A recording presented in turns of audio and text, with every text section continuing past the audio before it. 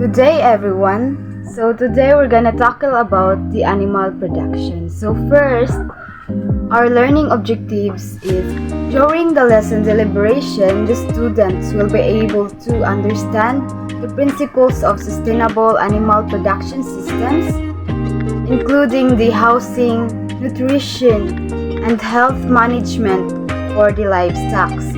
Then second is analyze the proper techniques for animals, handling, breeding, feeding, and disease prevention.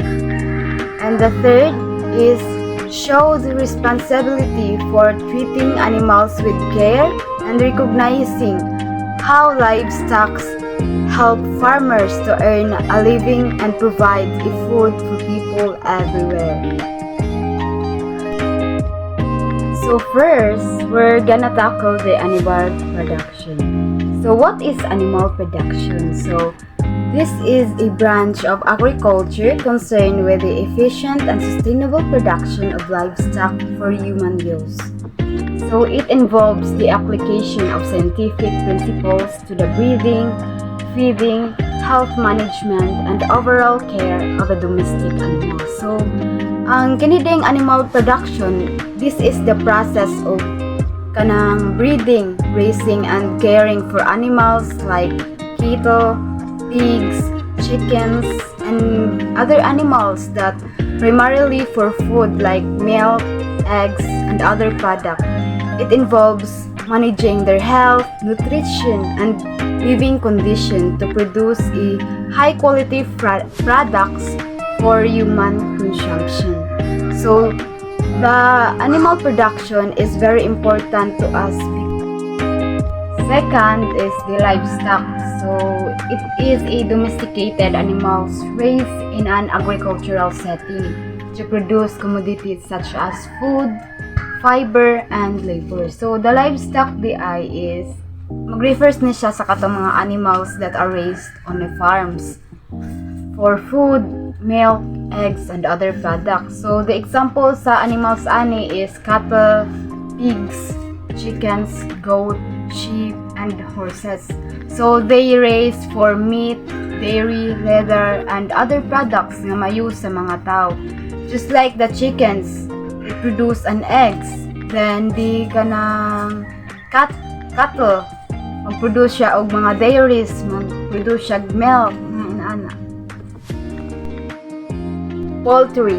It is the process of raising domesticated birds such as chickens, ducks, and turkeys for purpose of production of meat or eggs for foods. Then chickens raised for eggs are usually called layers, while the chicken raised for meats are often called the broilers. So those chickens nga katong hens magproduce og eggs, ang tawag nato ato is the layers. Then the chickens naman nga for kanang meat lang is motoy atong ginatawag nga broilers. Both of them are food for us humans, and it produced by the poultry.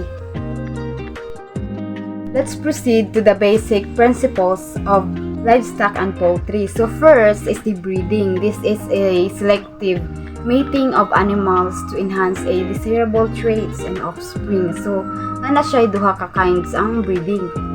So the AI or artificial insemination and the genetic selection. So the artificial insemination is the process of manually depositing the sperm into the female reproductive tract. And when we say genetic selection, this is a choosing animals with the superior genetic traits for breeding purposes. So, the AI is mauni ang katong nakailan naman tani katong i-inject na lang sa female nga pigs para ma-pregnant in a few months in ana. Then, ang genetic selection naman is piliun to nilang animals nga nindot bitaw siya genes like kanang dakuon inana ba like ang kanang lawas bitaw sa animals is nindot siya para ma-produce sad og kanang quality pod nga animals. So let's proceed to the second, which is the nutrition. So this is the study of nutrients requirements of animals and the formulations of diets to meet those needs. So nutrition in animal production, it involves providing animals with the right balance of nutrients to support their growth, health, and productivity. So this includes understanding nutrients requirements and formulating diets that meets those needs. Proper nutrition is important for animals and the quality of animal product. It's because dili lang ta magpataka-taka og hatag og kanang mga vitamins nga dili kanang applicable sa imuhang animals, like gamay pagani ang imuhang pig, imo na gi-injection dira og pila ka dosage. So unsa man ang pig ma-overdose, then it can cause kanang kuan basin mamatay ang pig. So third is the health management. So this is the practices implemented to prevent and control disease in livestock. So this includes vaccination and parasite control. So vaccination, administered vaccines to protect animals against disease. And the parasite control naman is implementing measures to prevent and treat the internal and external parasites. So the health management in animal production involves practices to prevent and control diseases in livestock like vaccination and parasite control to keep animals healthy and productivity. So the vaccination is very important in animals, especially in pigs and chickens. It's because kanang sa pigs manggod kay naara ba tay ginatawag nga kanang American swine fever or the ASF. And through vaccination is ma-avoid na nila nga mga kuha nga mga diseases. It's because kanang naanamay mo kanang mo protect sa ilahang body. And the parasite control, of course, it is important po if mamuhi ganita og hayop. To prevent the kanang mga parasites na mamaak sa atong mga animals. So let's proceed to the fourth, which is the animal husbandry. This is the branch of agriculture that focuses on the care, breeding, and management of the domesticated animals for products like meat, milk, fibers, and eggs. So this is all about caring for the animals and managing them to produce food, fibers, and other products.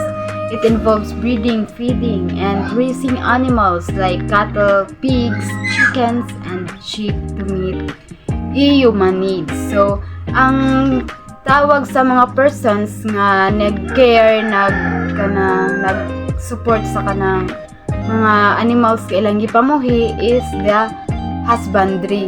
Those are the persons who care the kanang animals. So let's proceed to the fifth basic principles.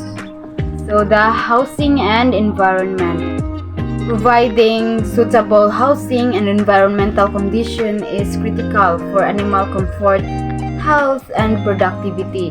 It's because providing a suitable housing and environment for animals means creating a comfortable and safe spaces that support their health and productivity. This includes the factors like shelters, ventilation, spaces, and sanitation. It is important for the animals nga naa sila housing and environmental space nga safe for them nga dili sila maharm og kanang mga parasites mga inana. Let's proceed to the last basic principles, the record keeping and management. It maintaining an accurate records of production parameters, health events, and financial data.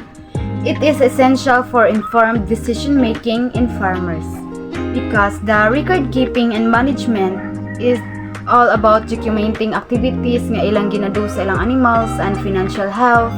And by analyzing the data, the farmers can identify where they kanang need nga i-improve ang ilahang pag-care sa animals, need bag improvements. But through sa katong record keeping and management, it can help them to improve themselves.